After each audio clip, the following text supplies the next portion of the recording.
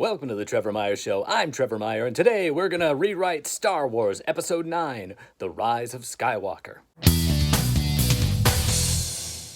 Look at this new background here. All that Star Wars stuff, E.T., the Ghostbusters. I guess E.T. was in Star Wars, wasn't he? So that counts as Star Wars, too.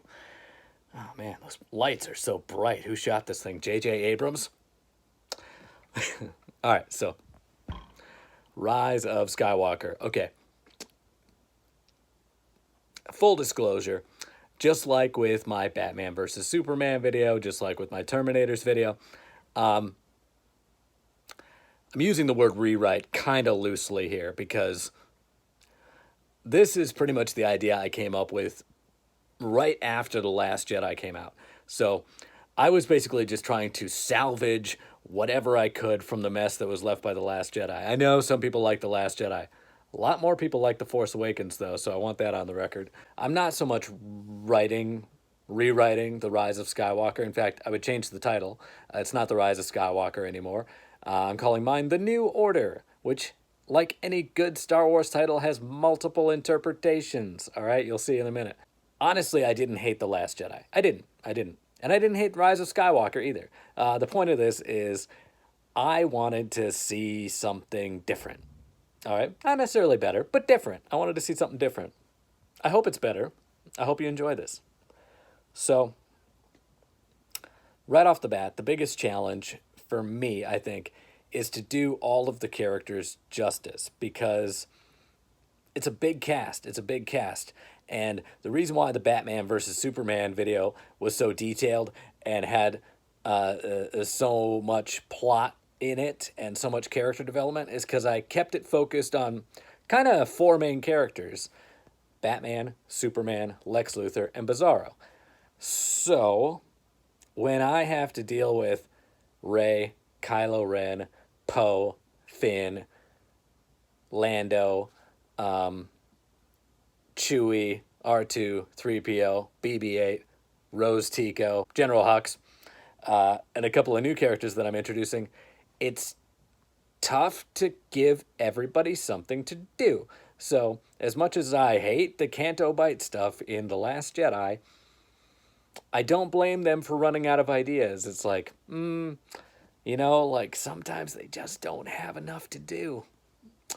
But I'm hoping that, unlike with the Canto Bite stuff, where the stuff they do is ultimately meaningless, I hope that what's happening in this story is meaningful and eventful for the audience, even if each individual character doesn't have much to do. And I have priorities, Certain people are going to get more screen time than others. I'm sorry. So, you know how these things go. You start off with the Lucasfilm logo, and then a long time ago in a galaxy far, far away. And then you do Star Wars Episode 9, The New Order. Opening crawl, whatever's relevant to set up the current situation. But bottom line, in summary, is that the First Order is losing. They're losing this fight because the Republic remembered, hey, wait a second. And to be fair, maybe these points were obvious. There are going to be a lot of similarities between this version that I'm saying and the version that came out in theaters. However, either these points were going to be very obvious, or it's just a coincidence because I came up with this idea before I even saw the first trailer, before I knew the movie was even going to be called Rise of Skywalker. So, just a coincidence, all right? So, basically, the Republic has figured out, hey, the First Order is just this little band of terrorists, and just because they blew up the White House doesn't mean we give up the entire country. So, the Republic's like, hey, wait a second, there's a lot of us. Kind of like what happened in Rise of Skywalker. And they started fighting back. And all of a sudden, the First Order becomes a bunch of underdogs, which is not a terrible thing for them to be in. Underdog terrorism is kind of terrifying, You ever heard of ISIS? It doesn't have to be this huge empire. It's like this, in a lot of ways, it's scarier because you never know when they're going to strike. It's this, disparate group of tiny people, this tiny organization that's, striking fear into the heart of this good republic. So, point is, the good guys are winning at the beginning of this movie. And that's important. You'll see why in a second. So we do the opening crawl, and then tilt down. We get a salvage ship. All right, there's a ship that is looking in deep space beyond the outer rim, and they're just salvagers, and they've picked up something on their scanners. And space is big, so in case you're wondering, why did nobody ever find this before? Space is big, okay? It's because they're on the outer rim. It's like it just gets wider and wider the further out you go.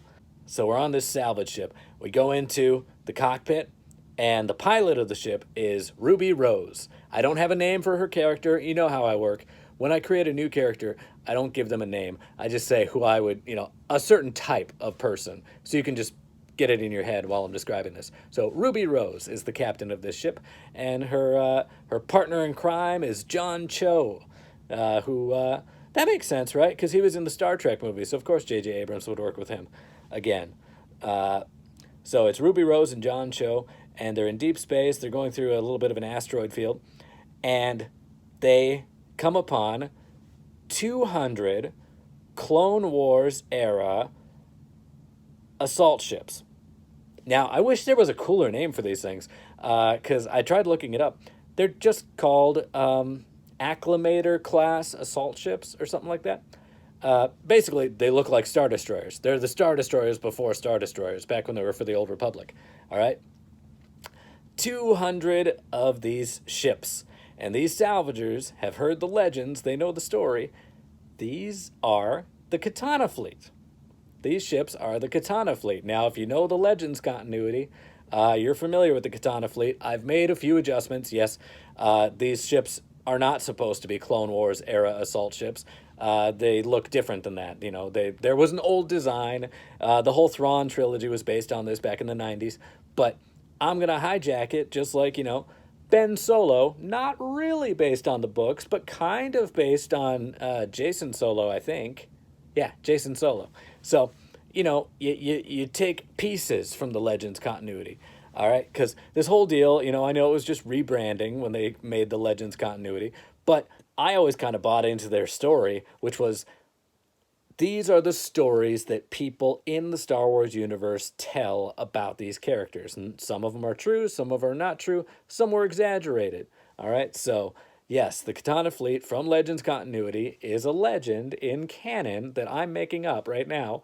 And it turns out this is the real Katana Fleet. This is how it really happened. So the Katana Fleet has been discovered. It's been missing since the Clone Wars. They're like, holy crap, we just hit our biggest payday ever. And we cut to a planet that we've never been on before. And it's sort of like the place in Doctor Strange where, when he's looking for Camartage. There's this guy, he's 18 years old, played by Ezra Miller, all right? And he's wandering through this village, wandering past all the shops. He's looking for a place, and we don't hear what he's looking for. It's also kind of like Batman Begins. And he gets jumped in the marketplace by a bunch of thugs, all right, who are trying to rob him. And he holds his own for a little bit, but they get the upper hand pretty quickly. All of a sudden, Keanu Reeves shows up. That's right, Keanu Reeves. I know I'm not the first person who wanted Keanu Reeves to be in a Star Wars movie, but here he is in my version, all right? And he waves his hand and he says, y'all want to go home. And everybody leaves except for the gang leader. The gang leader is like, what was that, you spineless fools? Get back here. And he's all alone. And it's just him and Keanu Reeves. And this gang leader does a little quick draw, he shoots first. He goes, bang! And Keanu Reeves, in this cool ninja move, pulls out a yellow lightsaber. Yellow lightsaber. Yes, a yellow lightsaber. I'll give The Rise of Skywalker credit for bringing in a yellow lightsaber. Too little, too late, is what I say. I want a lightsaber in this entire movie, a yellow lightsaber throughout the whole movie, because it's going to be fun. So, Keanu Reeves just does, and boom. It's a quick draw. The guy draws his weapon, fires, and Keanu Reeves whips out his lightsaber and deflects it. And that's it. It takes like 2 seconds. The guy's dead. And he puts his lightsaber back because, You don't want to be seen with that in this era because the Jedi are drawing too much attention to themselves, the new Jedi. And he has an apprentice, Zoe Saldana, who will have a purple lightsaber because I want lightsabers that are not just blue and green, god damn it. All right, so I know, Mace Windu, he got to have a purple one. That's because Samuel L. Jackson is awesome and he always gets what he wants and he likes purple. So, rightfully so, I will say. But you know what? In this movie, we're going to see all the colors. Well, I don't know about black and white. Maybe black and white. I don't know. That feels special. But we're going to have red, yellow, blue, orange, green, purple because it's awesome. All right? I love it. I love it. I want more colors. Keanu Reeves, he's just about to leave. He's like, yeah, all right.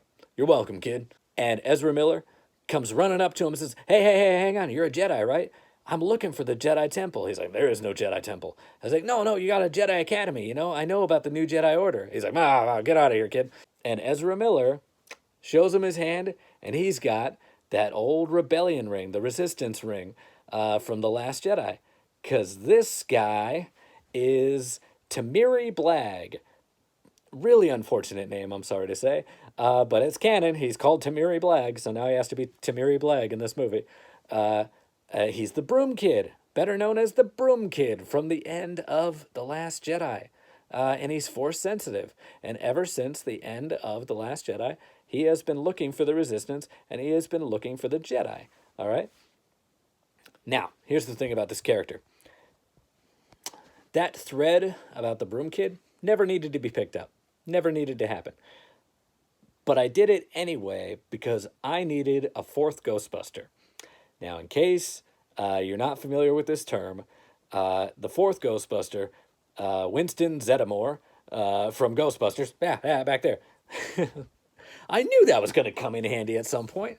All right, yeah, we got a bunch of Star Wars stuff and Ghostbusters. It's a visual aid, I tell you. All right, so the fourth Ghostbuster was introduced because they needed to explain what was going on. And if the three main guys know what's going on, they don't have any reason to say it out loud. So they have the new guy join the team so they can explain how all their technology works to the audience. All right, it's an audience surrogate. Okay, so that's what I needed this kid for. I need somebody to tell Temiri Blagg how this new world works, because we've jumped forward 10 years. Okay, this is 10 years after The Last Jedi. The reason for that being that I wanted to skip to the end of everybody's character arc. You know, Rey, she doesn't grow enough in the trilogy as is, the theatrically released trilogy. Because here's the thing.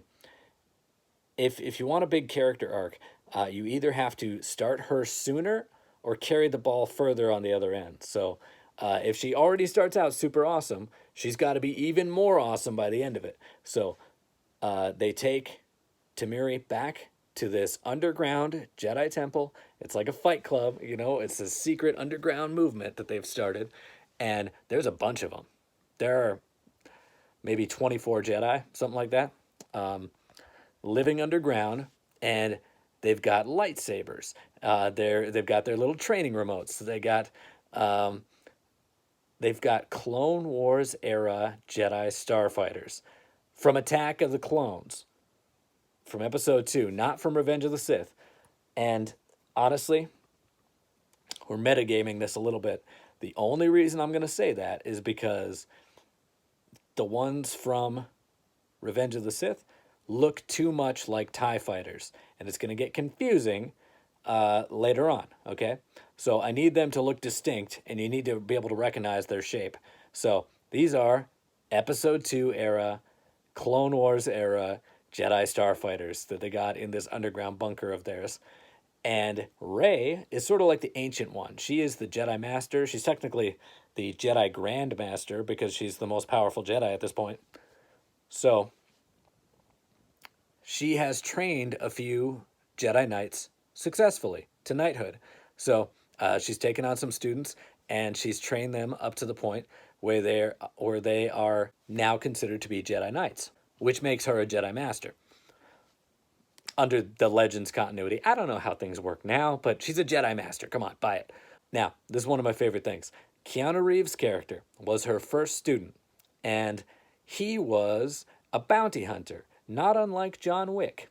And he was very good at his job. The reason he was so good at his job was because he is force sensitive. And he was sent by the First Order, hired by the First Order to kill Rey. And he got to her, and they had this big scuffle. This is all in the backstory. We don't get to see this, but this is part of his backstory. We'll talk about it because I want credit for this. But you know, they'll talk about it in dialogue. It's like, oh, I was a bounty hunter once, and then I took him on, or she took me on as her first student, or something like that. You know, or she'll explain it to Tamiri, whatever. This, but at some point, this comes across in the actual film because we got to say it because otherwise we don't get credit for it. At some point, Rey gets the upper hand, and instead of killing him, she, you know, offers him a way out of his life of bounty hunting, of this, you know, assassin life that he's been taking on. And he becomes a Jedi Knight, you know, first an apprentice, then a Jedi Knight. And Rey took on a bunch of other students, trained them to level of knighthood, and they took on their own apprentices. And now they've got a good little movement going on that they've been building up for the last 10 years. And Tamiri meets Rey. They talk for a while. And bottom line, she eventually agrees to be his teacher. So she takes him on as her new apprentice. So we're going back to the old Padawan system, you know? The prequels weren't all bad. I mean, I think Revenge of the Sith is pretty solid, and I think the Clone Wars TV show is pretty solid. So I know we got some love for the prequel era, all right? So it's not all bad. It's not all Jar Jar Binks. Come on. Kylo Ren. He is the head of the First Order. He is the Supreme Leader. He's been the Supreme Leader for 10 years, and he's going to wear a suit. He's going to wear a suit with a helmet and a cape, just like he did in the first one, except it's going to be red. It's going to be red. Why would I do that? Wasn't the black suit pretty cool? Yes, it was. But here's the problem, because I got to deal with the fact that he smashed his helmet in The Last Jedi. And it just strikes me as wishy-washy if he has a really cool helmet in the first movie, smashes it to pieces in the second movie, and then rebuilds that exact same helmet for the third one for no reason. He's like, I changed my mind. I like it. So I want him to wear a suit, and the black suit would have been fine, but they kind of ruined that. So it has to be different in some way because he had to have smashed it for a reason, and he has to have a new suit for a reason other than, I changed my mind. So now it's a red suit, sort of like the Praetorian Guards, sort of like the Imperial Guards. The whole First Order flag is red and black. So yeah, he's got a red suit now, and it's pretty much the same as the first one because I like that suit. And he's gonna wear it the whole time, damn it, because he's cooler when he wears the armor. Remember how scary he was in the first one? Then he takes off his helmet and he's just some punk kid. You know, Anakin 2.0. They went backwards with him. They turned him from Darth Vader into Anakin, all right? He went from being, a mysterious badass to being a whiny little jerk, all right? So, yeah. So he is the Supreme Leader Kylo Ren, and he is wearing red armor, and he's going to keep it on for the whole friggin' movie. Most of the movie. I'll let you know. Unless I say otherwise, he's wearing that friggin' suit, all right? You know, he's committed to this role.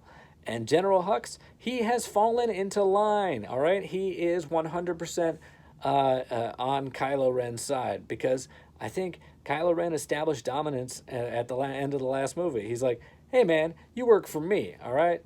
And Hux, you know, he knows where he falls on the food chain, so he is basically an Imperial officer. And Kylo Ren is basically Darth Vader if he became the Emperor. Pretty cool concept, yeah? So Rey is training Tamiri, teaching him stuff. All of a sudden, she freezes and stops in the middle of the conversation. And Kylo Ren, same thing. He's in the middle of a conversation. He just stops, freezes. And Tamiri is like, what is it? What's going on? And Rey says, it's Leia. Cut to Leia Organa's funeral. Now, this was always going to be a sensitive issue. Some people thought that they should have recast Princess Leia. I don't think so. Some people think that they should have written her out and just said she's busy out in the core worlds and stuff. That seems dismissive too, because then you're not honoring the impact that she has on the rest of the characters. And some people thought that it was a good idea to repurpose footage from deleted scenes from The Force Awakens and The Last Jedi, to recreate, the presence of Princess Leia in The Rise of Skywalker. And I think that maybe was a good idea in theory, but when I was watching The Rise of Skywalker, I couldn't help thinking that she was kind of starting to sound like a Princess Leia action figure, where you would just push a button and a generic phrase would come out, and the other actors had to respond to that phrase. You know, it's like Buzz Lightyear or Woody. It's like you push a button and Leia says, don't tell me what it looks like, tell me how things are. Push another button. Never underestimate a droid. Push another button. You know, Ben. I don't know, but it just it was weird. Like it reminded me of like one of those videos. Actually, yeah, this is so obscure. I don't even know why I bring it up. But if you go back to look at like the MTV Music Awards with Justin Timberlake doing a parody of The Matrix Reloaded, and they're just intercutting, Justin Timberlake's new dialogue with actual footage of Keanu Reeves from the movie The Matrix Reloaded, and it's hilarious because it's Keanu Reeves being very serious and Justin Timberlake playing off of it as a comedy routine. So that's kind of what it felt like when I was watching this movie. Like they had footage that wasn't meant for The Rise of Skywalker that the other actors had to respond to, and it didn't feel natural, it didn't feel real. So I thought that we've been in this situation before, unfortunately. Whether it's Philip Seymour Hoffman for the fourth Hunger Games movie, or it's a little bit different from Paul Walker, because with Paul Walker, Furious 7 was already half done when he passed away. So they had to finish the movie. But when the actress passes away between movies, and they killed her off anyway, that's the thing. Like in Rise of Skywalker, halfway through the movie, she dies. I'm sorry to say that it was kind of pointless to have her in the movie at all, honestly. So what I thought of is, an example of where this has happened, where a real life death has affected the plot of a movie. Star Trek Beyond. Now, Star Trek Beyond was not a very financially successful movie. It was a flop at the box office. But one of the strong points, I thought, was how they handled the death of Leonard Nimoy, which is young Spock finds out that old Spock has died. And that's his whole deal. That's what he's dealing with throughout the whole movie. That's the thing that he has to wrestle with. And I think that the Leia character is more powerful in her absence than she is in a sort of shoehorned presence. All right, so what I would have liked to see is just say what it is, She died between the movies. She just died. Like she was old, Like Yoda, like nothing happened to her. Because what you don't want to do is kill her off. You don't want to say that there was a bombing or, she got stabbed, impaled by Kylo Ren off screen.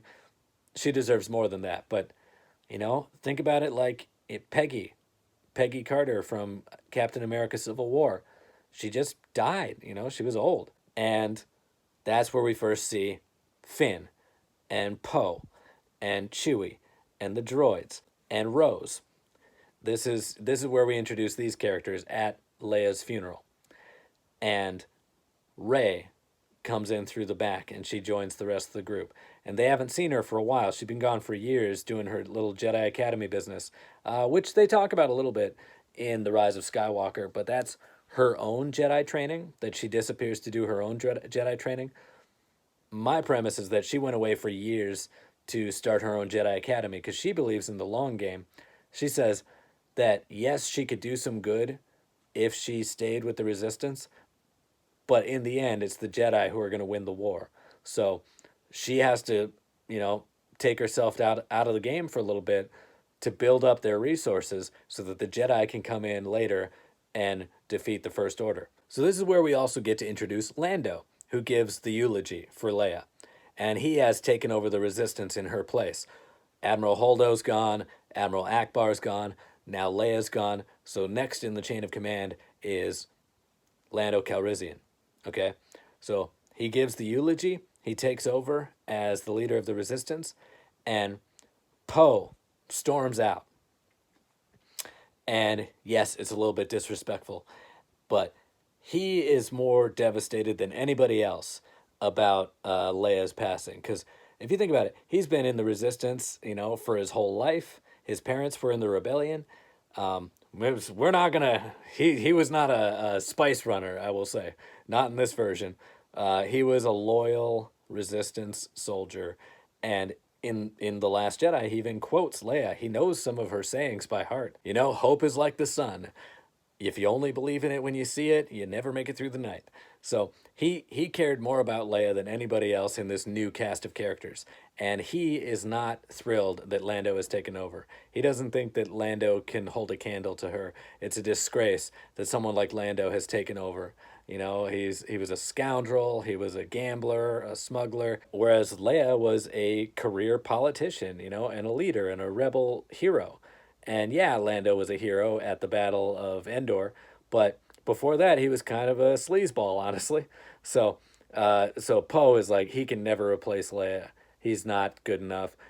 We don't stand a chance without her. She was the thing that was holding us all together when we thought that we were out of hope. This guy, he can't do what needs to be done. And Finn finds himself defending Lando, and he feels kind of a connection to Lando that he can't explain. They get to know each other, and they start talking about Lando's backstory, and Lando gets around to explaining how he came back into the fold after the rebellion. So after the Battle of Endor, things were good for a while, and he was not in the Resistance. He had his own life, and he had his own family. So he said, I took a page out of Han's book. I went and got married and had a kid. And Finn's like, well, what happened to them? And Lando says that, a week after his son was born, the First Order came to his home while he was away, killed his wife, and kidnapped his son. And Finn was like, when did this happen? And Lando gives the date, which Finn has a reaction to, and he goes off, he talks to Poe, and he says, Lando's son was born on my birthday. Because not like the First Order celebrates birthdays of their stormtroopers, but I'm going to say that there are certain age-based benchmarks that you have to hit when you're in the First Order. So like, you're trained up to a certain age, and then when you hit 18, you're put into active combat. So even though they're not, handing out pieces of birthday cake, they know when they turn 18, because when they turn 18, that's when they become stormtroopers. Something like that. So he doesn't know much about his past, but he does know his birthday. And Lando's son had the same birthday. All right? Finn knows that he was taken from Lando's home when he was born, right after he was born. And this ties back to the origin in The Force Awakens, when they're talking about how they're programmed from birth, how he was taken from a family he never knew. And it explains what Lando's been up to for the, since Return of the Jedi. He tried to retire. He tried to have a family, and just like Han, it all went to shit. It didn't work out. So Finn's keeping this to himself, though. He's like, I don't know how to deal with this information. But that explains why I like him so much. He's my father. So Poe convinces Rey to come back to the Resistance because he's like, look, Leia, she had the power of the Force on her side. This guy Lando, he's got luck. That's not good enough. We need the Jedi. We need you. All right? So Rey agrees that it's time to come back. And she leaves Keanu Reeves in charge of the Jedi Academy. She leaves him behind. And, she takes Tamiri with her because Tamiri, he's a Padawan now. He goes where she goes, and he learns everything from experience, from watching her. And after the funeral scene, we have a little bit where Kylo Ren is back in his little chamber with Darth Vader's helmet, and he says, she's gone. The last connection to the light has been severed. And then we hear Luke Skywalker say, nobody's ever really gone. And Kylo Ren turns around and he's like, what the deuce? And it's Luke Skywalker's Force Ghost. And it was fun to see Luke Skywalker come back as a Force Ghost in Rise of Skywalker, but I was kind of hoping he would look more like the younger version of Luke, like the projection version from the flashbacks, where he's got like short black hair and the beard and not like looking like a crazy homeless person. So I was kind of hoping this Force Ghost would be a little bit, more put together than the crazy old version who was living on that island. And you know, he basically shows up and he just kind of taunts Kylo Ren, and he's haunting him like he promised he would, because they paid off a different aspect of that than I thought they would when he says, in The Last Jedi, strike me down in anger and I'll always be with you, just like your father. Now, I thought the payoff for that was not going to be Han haunting Kylo Ren through his memory, but Luke literally haunting him as a ghost, So Luke says, I told you I was going to haunt your ass, kid. Here I am. And this is going to go on a couple of times throughout the movie. Like, Luke just kind of shows up and, like, messes with Kylo Ren, and, like, nobody else can see him because he's a Force ghost, so only Force-sensitive people can see him. So Kylo Ren finally banishes him. He uses whatever Force power he has to, like, get the Force ghost out of here. And he's like, be gone, Satan. And Luke eventually has a scene with Rey and says, I tried reaching out to him and it's not working. He's not going to be saved. It's too late for him. And Rey, she kind of already knew that, but now she's finally given up hope on redeeming Kylo Ren. So Ruby Rose and John Cho, much to John Cho's dismay, they meet with a representative of the First Order in a public place in a cantina where they, ideally won't get, attacked, ideally. And they make this offer to the First Order to sell them the Katana Fleet for, like 1 billion credits or something like that. I mean, it's expensive, man. Like, this is a fleet. This is 200 ships, and they've just laid claim to it. They're like, we know the location of the Katana Fleet. We will give it to you for like 1 billion credits or whatever. And the First Order is, like, how about we take you prisoner and you lead us to the fleet, And they try to strong arm her into it. And they're like, they draw their weapons and they're about to kidnap her. Sort of like in Dark Knight Rises when they lock the doors and they try to kill Catwoman. And that doesn't work out so well for them. But unfortunately, John Cho bites the dust, all right? He's out of the picture. He's dead. And Ruby Rose just barely gets out of there with her life, and she's pissed because the First Order, instead of paying her for these ships, they tried to kill her, and now she's on the run. And this does actually, kind of by accident, carries forward the theme of The Last Jedi, where, DJ is talking about arms dealers and how, this is how business is done. It's like there's money to be made from selling weapons to the First Order or to the Resistance, either way. And she just picks the First Order because they're the ones who are the hungriest. They're the ones who are losing the fight. She's like, I know you want these, so pay up. And they're like, no. All right. So she's on the run. Resistance intelligence finds out about this meeting, and they report it back to the main characters and say that there's this chick named Ruby Rose who found the Katana Fleet and is trying to sell it to the First Order, and the deal went sour. And now the Resistance has to get to her first, and they have to find out where the Katana Fleet is. 1, so they can have it. 2, so the First Order can't have it. And 3, to save Ruby Rose's life, because they're the good guys. All right? So they pinpoint her last known location, and they track her down. And they say, and when I say they, I mean, this is where I was going before when I said that some of these characters just aren't going to have much to do. I imagine Rey has to be on the mission. Tamiri has to follow her. Poe has to be on the mission. Finn has to be on the mission. Probably BB-8.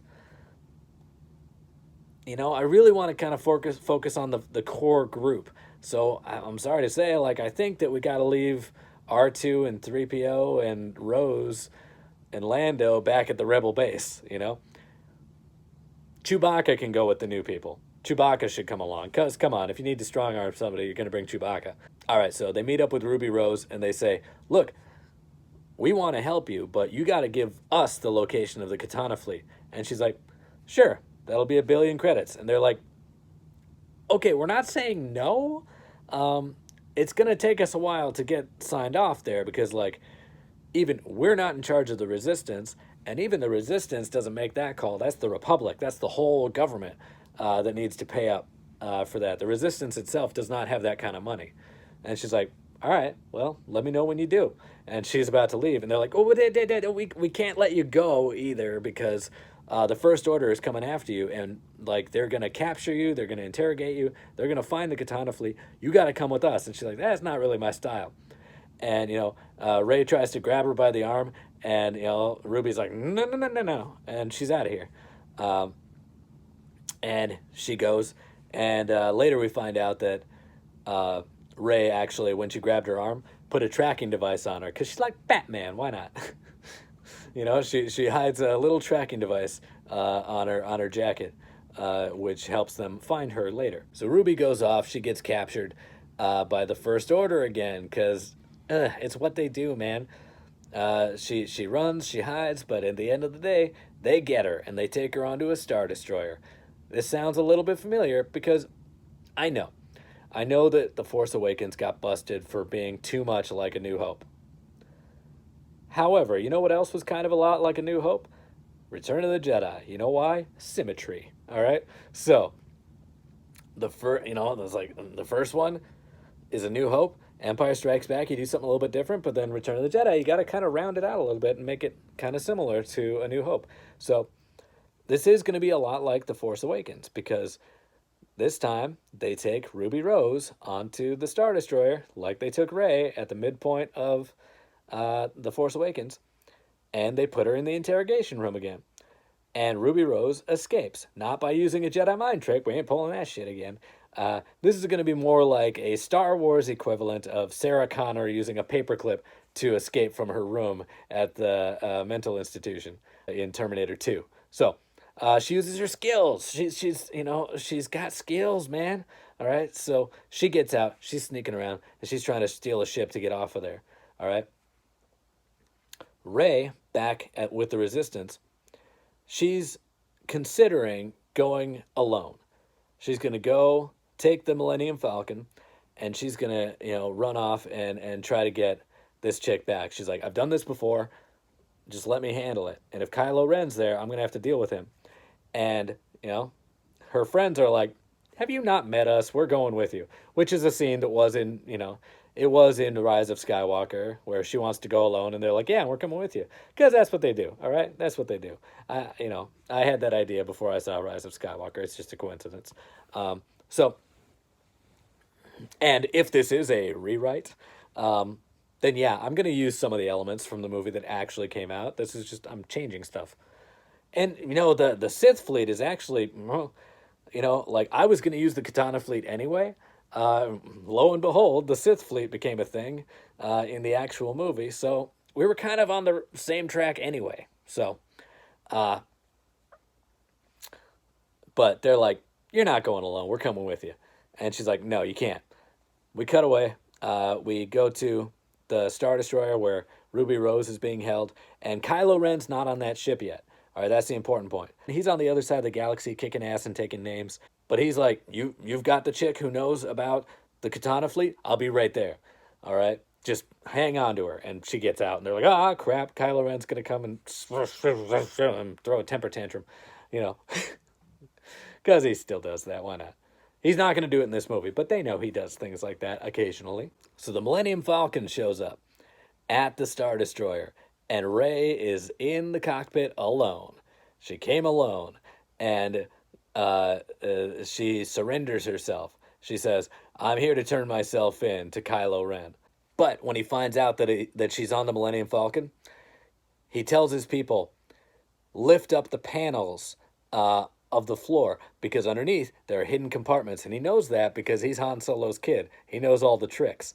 So Rey turns herself in, hands up. The stormtroopers are going through the Falcon, ripping up the floor panels. All of a sudden, they pull one of them up, and they see Finn, who's like, "Hey, boom!" shoots him in the head. And there's Finn and Poe and Chewbacca and BB-8. They're all and Tamiri. They're all hidden in the compartment. Turns out she didn't come alone after all. She brought backup. She helps them get through the Star Destroyer. They're tracking Ruby Rose with the tracking device that she planted on her earlier. And Kylo Ren shows up in his shuttle on the Star Destroyer, and he's looking for Ruby too. And eventually, he corners her in a corridor, and he does his little, force probe to interrogate her, and it works. He gets the information he needs, and he's about to kill her. And then Rey shows up with a double-bladed green lightsaber. 'Cause yeah, she does. Come on, man. It was smart that they gave her a double-bladed red lightsaber in her weird force vision, but I'm kind of surprised we didn't get to, like, why on earth did she rebuild Anakin's lightsaber again? All right? Like, the thing was torn in half. I mean, that was a great opportunity to build a new lightsaber and have her use it through the whole movie, not just at the end. So, like, heck, if she's going to rebuild an old lightsaber, why not make her own? So, yeah, she's got a double-bladed green lightsaber. And I would have her wearing very dark colors, very, like black and gray, because, that's what happened to Luke. Starts out with white, then gray, then black. And I would want her to do the same thing. White in The Force Awakens, gray in The Last Jedi, and black in The New Order, because it's cool and it looks better with a green lightsaber. All right, so she's wearing black, and there's a contrast now because Kylo Ren, he's not dressing in black anymore; he's in red. So she's wearing black. She's got a green double-bladed lightsaber. He's wearing red, and he's got his red lightsaber. And they fight each other while Ruby gets on the Millennium Falcon with the rest of the crew, with the rest of the heroes, and Rey, boom, escapes. If I was gonna make Rey Palpatine's granddaughter, this would be about the time where she finds that out. But she's not gonna find that out because it's not true. She's nobody. She's a nobody who became a Jedi, because that's the story. All right. If anybody's anybody, Finn is Lando Jr. All right. So they escape, but it's too late. They talk to Ruby. They talk to Ruby, not to be confused with Rose Tico. All right. But they talk to Ruby, and she's like, he got it. He got the coordinates to the Katana Fleet. And they're like, crap. And, either Poe or Finn is like, hey, let's go. We can beat them to it. And she's like, no, that's stupid. Because if we go there now, they're going to bring their whole fleet, and we got this one ship. We can't take the Katana Fleet ourselves. We would have to regroup with the Republic first, and the First Order is going to beat us there. So we gotta start over. We lost this one. Okay, so they go back to their base, and Kylo Ren goes to the unknown regions and finds the Katana Fleet, and they got no problem with the fact that there are dead bodies all over these ships, because, in case you haven't done the research, the Katana Fleet is this fleet from the Clone Wars in the Legends continuity that went missing because there was a virus or something like that spread throughout the entire crew and drove them all insane and killed them. And they did a light speed jump all together because they're all slave drive together. That's the thing about the Katana Fleet, is that they're all connected by remote. So if one of them jumps, they all jump. They're all like connected somehow. And I'm going to tweak that a little bit and say that you need minimal crew to operate them. That a lot of them can be piloted by remote. And that there are dead bodies everywhere, and there was like a separatist a biological attack that a virus spread out through all of these Republic soldiers, and they all went insane and died, but not before jumping to light speed to unspecified coordinates and getting lost in space, which is basically the story of the Katana Fleet from the books. And I'm saying, yeah, it was part of the Clone Wars that they had this awesome fleet that they designed, and the separatists attacked the crew with a biological virus, and they all just went insane and jumped to light speed and were never heard from again because they died in deep space. So somebody finally found it, and now the First Order has the Katana Fleet. So, like, bunch of dead bodies on there. Who cares? We got new ships now. And these ships are going to be black and silver. Mostly black with silver accents. it is awfully convenient that it's the same color that the TIE fighters use for the First Order, but I need them all to be the same color so that the audience can figure out who's who in this final battle. I don't really have a good story reason for why that would be, but I just need it to be clear for the audience. You know, it's just something you got to do. Especially since these things are triangular, and so are the Jedi Starfighters. So, you know, if I can't make it clear which shapes are aligned with each side, I at least have to go with the color schemes. All right. So basically, the good guys are going to have, you know, light gray and colored ships, you know, so like the X-Wings, light gray with a red stripe, or other X-Wings with a blue stripe, or Y-Wings that are light gray with yellow stripes, all right? Or Jedi Starfighters that are mostly red with light gray stripes. But all the First Order ships, the TIE Fighters and the Katana Fleet, are black with silver accents, all right? So just to make it clear, it's like light gray versus black. So you can tell when they're in space who's the good guys and who are the bad guys, all right? So Kylo Ren gets his hands on this First Order fleet, the Katana Fleet, and he brings them to the planet where the new Jedi Temple is, the new underground Jedi Academy. And he's had spies who have found that place. And we got to set that up earlier so it doesn't seem like a weird coincidence. But like early on in the movie, a spy finds that academy, and we kind of keep that under our belts until now.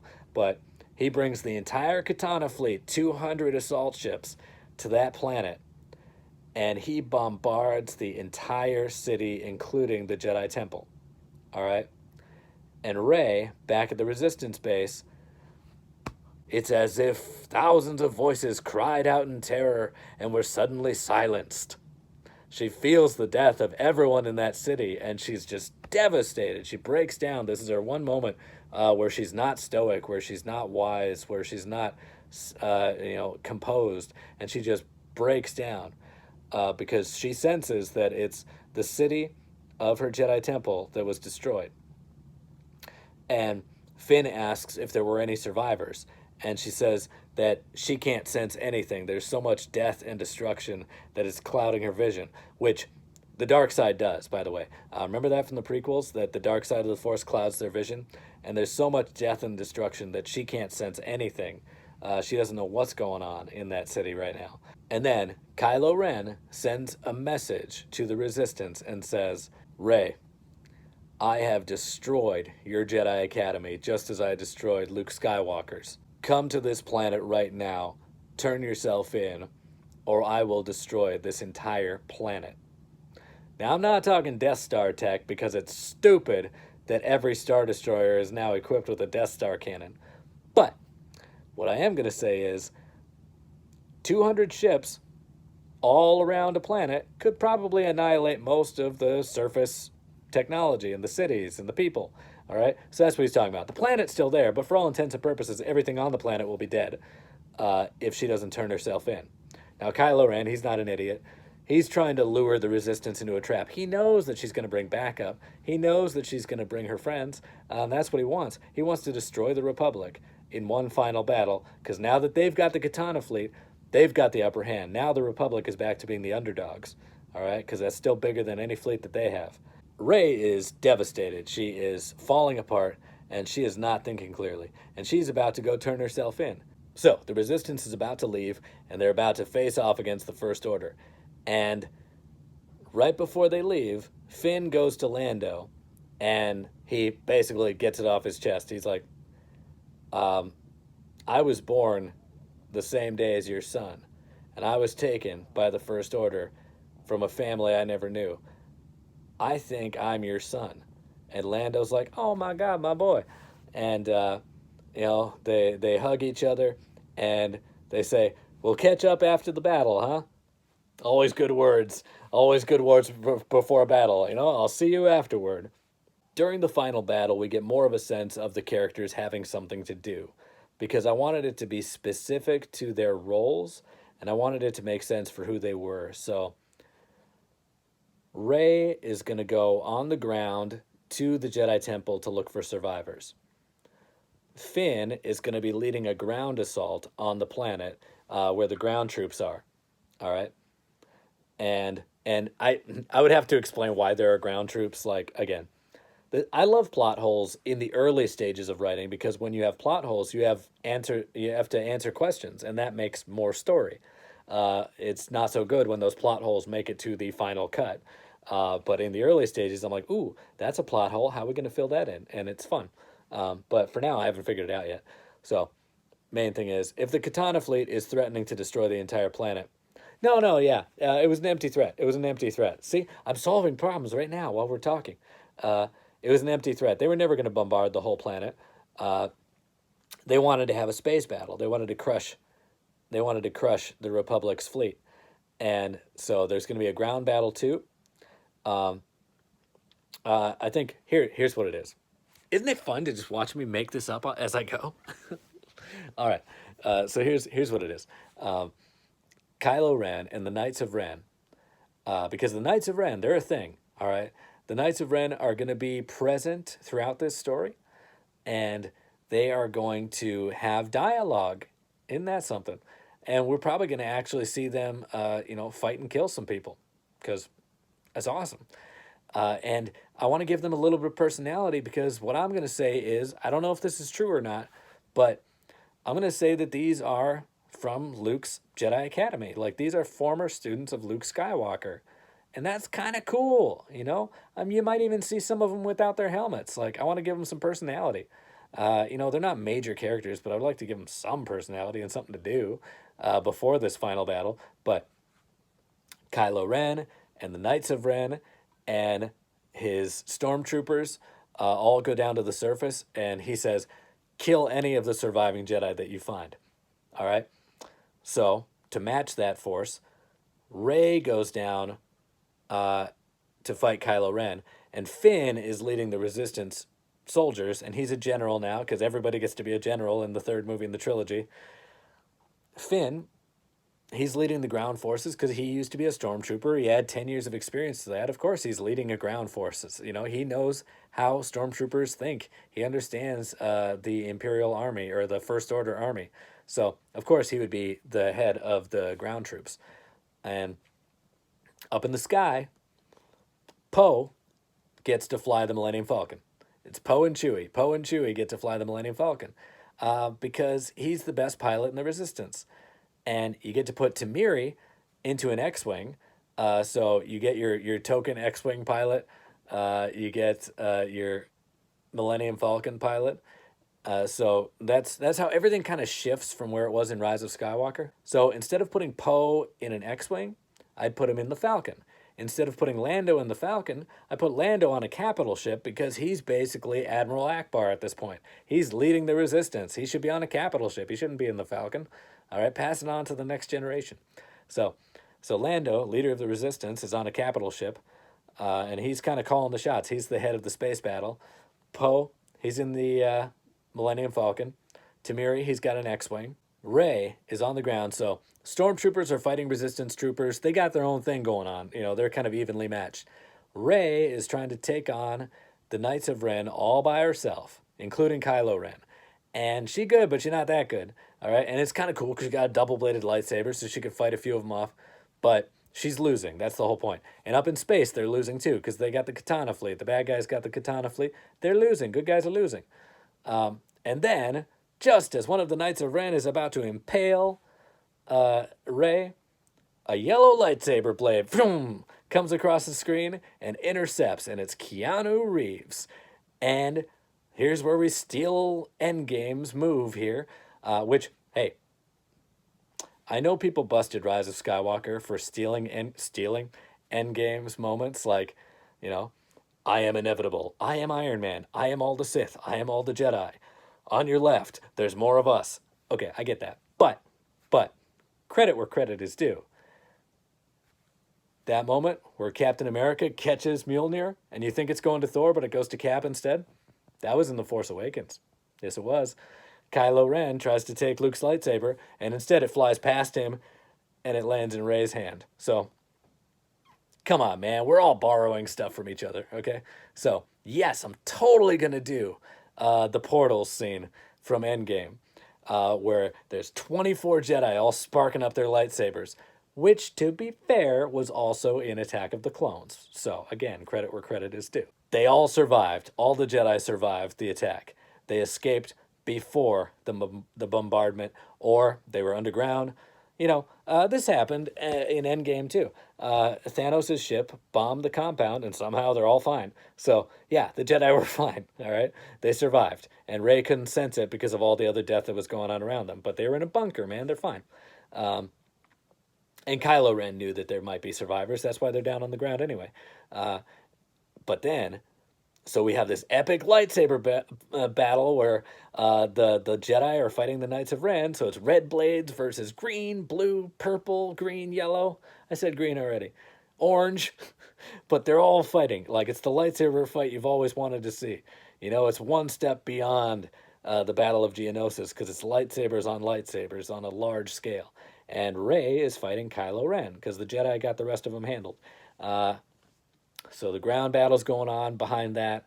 Up in space, bunch of Jedi starfighters show up. All the Jedi who survived the bombardment show up, and it's like having 12 Luke Skywalkers, all right? So there's like 12 on the ground and 12 in the air or something like that. If there are 24. I'm ballparking this, by the way.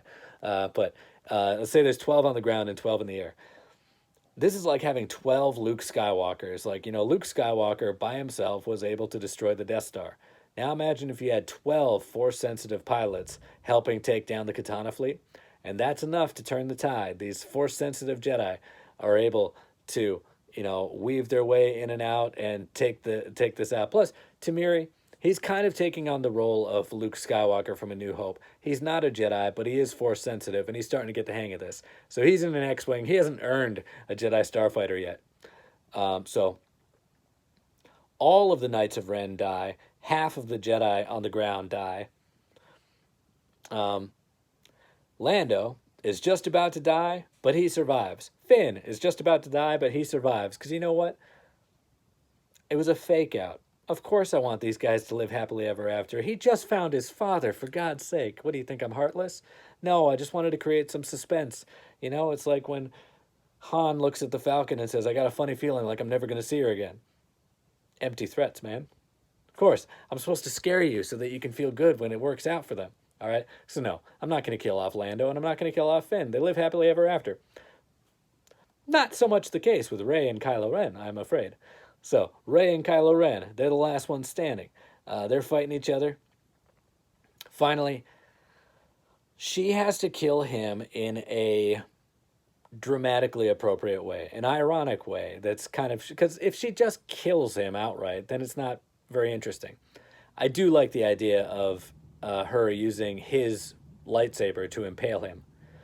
For a couple of reasons. One, she uses his own weapon against him, which is ironic, but also it's the weapon that he used to kill Han Solo. So, kind of poetic justice there.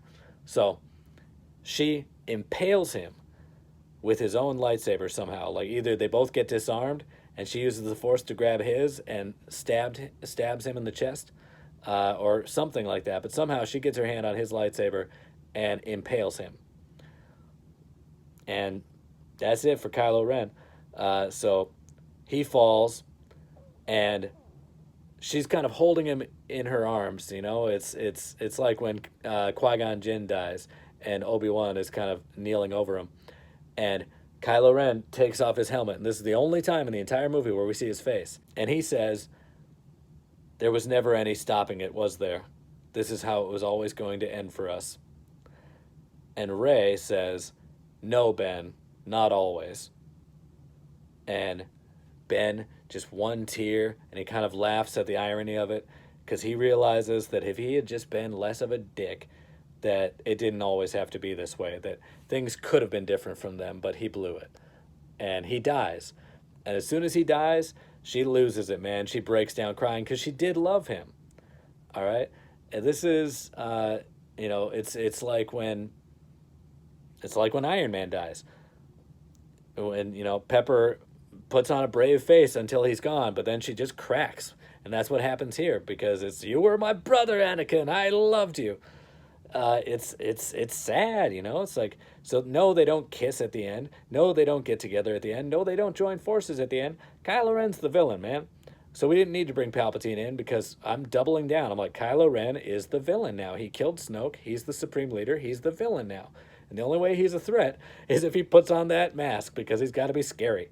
All right, so that's it. That's the end of the battle. They take down the Katana Fleet. They win. They defeat the First Order. And the Republic starts overthrowing the First Order. They're like, you bunch of terrorists come in and steal our stuff, we got this. We got this. We can take you down. We just got to stick together. And we have this little Jedi graduation ceremony where the surviving Padawans who survived the battle against the Knights of Ren all get promoted to Jedi Knighthood for their service. Well, not just for their service, but they've demonstrated ability above and beyond by defeating the Knights of Ren. So we get this nice little moment where they all get promoted to Jedi Knights, and we get a whole bunch of Jedi Knights. Tamiri, not so much, though, because Tamiri, he's brand new. He's still got some stuff to learn. I also wanted to have the leader of the Republic, because I don't think, okay, first off, Resistance and the Republic are two different things, all right? So Lando is the leader of the Resistance. He's not the leader of the Republic. The leader of the Republic would have to be a politician, and I don't know who that is. I don't think it's Mon Mothma. I think she should be dead by now, but, somebody's in charge of the Republic, so I would like to have, this person give a speech at the beginning and then give another speech at the end to kind of sum up the events. Maybe get another glimpse of the Senate, because, I don't know, I got kind of interested in the whole rise and fall and rise of the Republic, because as much as the prequels got a bunch of crap about being boring political stuff, they kind of got me with Revenge of the Sith. I'm like, okay, now I want to see how they rebuild a Republic, after the Empire. So you just have like two scenes, one at the beginning where, the Chancellor is giving the State of the Union, basically, and one at the end where the Chancellor is, kind of laying it down, what happens, summing up where they go next, because it's not all tied up with a neat little bow, but it's optimistic. It's an optimistic ending. And Poe has hope now because the Jedi are back. He feels good about this whole, resistance, how things have moved on since Leia's passing. And Finn, he's reunited with his father. Lando's reunited with his long-lost son. Rey, she's going to go off Kung Fu style and, go on more adventures with her new Padawan, Tamiri. And that's it, these things just, they just kind of end, there's a celebration and then freaking ends, So that's it. Honestly, the bare bones of it, the skeleton of it is not that different from the movie they made, but it's just, there are certain plot elements that I thought could have been handled more elegantly than they did. Like, there was no reason to bring Palpatine back. The Sith Eternal, what the hell? Exegol, the Sith fleet. Bringing in another general to replace General Hux, why? Why do that? Why make Hux a spy for one scene and then kill him off? I would have loved to see Hux join the Resistance. That'd be fun. Have Kylo Ren, running the First Order fleet after he turns to the light side and turning the First Order against Palpatine. That would have been cool. But there's just so much stuff. There's so much stuff. Wayfinders and daggers and, Death Star wreckage and things like that. And, didn't need any of that. So this is just like a streamlined version of that. So that's it. That's all I got for this pitch. A little bit of an update for what else I've been up to lately. I told you in my Batman versus Superman video that I was planning on having my books out in a few years. Try a few months. I've been ridiculously productive over the last 4 months, and I'm actually planning on having my first 3 books written by the end of July, and hopefully published shortly after that. Because at that point, I would have to get some test readers to let me know what they think so I can make a final polish. But my drafts of these first 3 books are going to be done by July. So maybe even sooner if I can kick it up a notch. But if you want to know what these books are about, you've seen my videos, you know what I like. So it's superheroes in space, it's Guardians of the Galaxy, Avengers Infinity War, Star Wars, it's all this stuff that I keep making videos about. It's superheroes and it's space stuff, It's Marvel and DC and Star Wars and Star Trek all thrown into a blender. It's the kind of books that I would like to read, I'm excited for them. So they're going to be coming out soon, and I'm going to put links in the description below if you want to go check them out. They're not out yet, okay? They're not published yet, so calm down. But if you're watching this video a few months from now, they very well may be. So just scroll down, take a look at the links that I left down there for what Amazon or wherever, and you'll probably be able to buy at least the first book pretty soon. So I'm excited about that. I'm very excited about that. And as for this YouTube channel, if you like stuff like this, go ahead, hit that subscribe button, share it with other people, hit the like button, and just, thank you. Thank you for watching. I love entertaining you with these stories. That's what I'm supposed to do. I'm a novelist, all right? So I want to entertain you with these in the more immediate format. And if you like a little bit more of the long form storytelling, check out my books. Thank you for watching. See you next time.